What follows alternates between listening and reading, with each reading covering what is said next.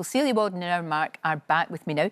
Let's have a look at this when she talks about that, because everybody always suspected it. Yes. Because she was so painfully thin. Geez, who was telling her she wasn't good enough? Just it's Chris Evans, I think, on it. Well, the incident she's talking about being weighed on TV was a TV show where she was, and it was 6 months after she'd given birth, I think, and she was asked, you know, have you lost the baby weight? Let's have a look.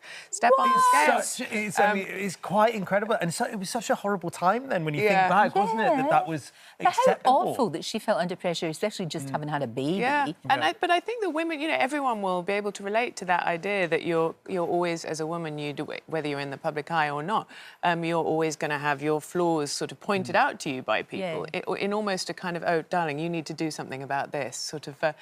And I think it's very good that she has finally come out about kind of went hand in hand as well. It felt so out of control for her at that point as well with the press. That is one way to control life, isn't it? It's through food. Yeah, it's a difficult one, because if you are quoting the press, and Brand Beckham do, of course they do, and they'd be the first ones to say they do, but then it's that way, can you have it both ways? But actually, should you never have been people shaming her? And she's tiny. It's the whole thing is ridiculous, absolutely ridiculous. But I think there was always a deep insecurity there, because she was always like, oh, she's a Spice Girl that can't sing. Oh, she's a Spice Girl that can't dance, and that must be awful. Yeah, you know, that's horrible, and actually not particularly true either. No. She does talk about other things as well. She does. There's somewhat kind of light-hearted. It's quite, you know, you see a lot of David and Victoria. We see them preparing to go to the palace, which is quite wonderful. And she's saying that David is always early. He's like a typical dad. Basically, this is just dad, isn't it? It's so early, in fact, that sometimes for his birthday, he actually turned up before the staff, which is a nightmare. That happens to me. There's nothing worse when you're there before the staff are there. But she also revealed as well. She also revealed that it's actually David's fault as to why she doesn't smile in pictures. Here's what she had to say. Oh, that is actually quite funny. Smiling on she does look miserable. She can't, but honestly, she's really funny. Well, you spoke to her and she was great. You said she was smashing. Yeah. She's a really good laugh. So she is genuinely smiling on the inside. And I think with this documentary, it'll put a different, a different slant on it. As we said, it is his company that made it. Yes. So although we're saying it's tell-all, it's tell-all to a point. To a point. But there's the two you having a wee chat. That was lovely. Celia, good to see Harper. Now, that's an interesting relationship, being the only girl, and she's now starting to... Well, she's 14-ish? 14, and she's now got her own Instagram, just got her own Instagram, which I think you can get legally from 13, so they did wait an extra year.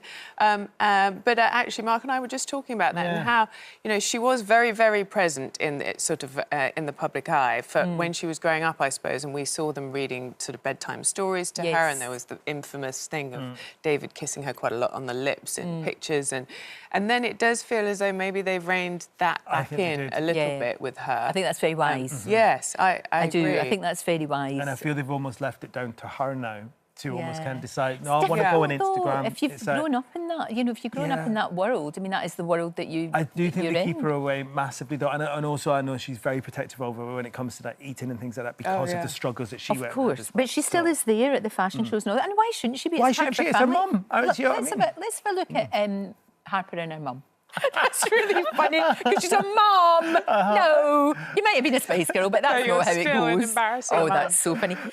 She mentioned Brooklyn when she said that, that horrible thing where she said she had to get weighed 6 months after he was born. But obviously, he's not part of the family right now. Hopefully, that will change. He's not really in this, is he, at all? I think there's a few sort of shots, archival footage, but no, the other ones pop in and out with sort of girlfriends and in the way that sort of young men do. Indeed. And then disappear. And Harper's, I think, more of a pops up a lot more. Yeah, but she's there with him. Yes, but Brooklyn, no.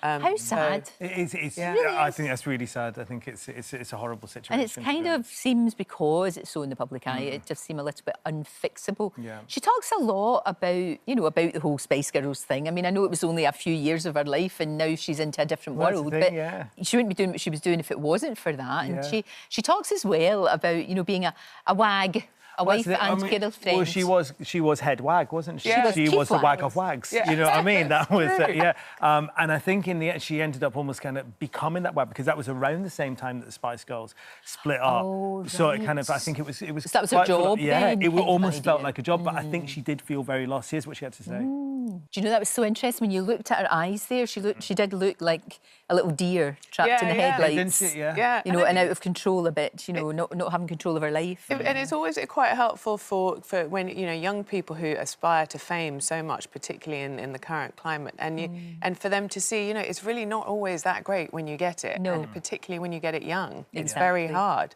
and I think that can kind of seed issues that last for a lifetime. Yeah, of course. Because you're never She's good done all enough. right, though. She's done all right. You know what? And Fashion is up there. It's hard. It's incredible what she's managed to do. It's really tough. I mean, really seasoned designers are finding it really, really tough. And I think she is now. She has definitely 100%. got her place there in the fashion world. 100%. They were a bit sniffy at first. Come Absolutely. on, they were. But very, very and they can respected be now. very sniffy. Oh, they can be vile. They can be vile.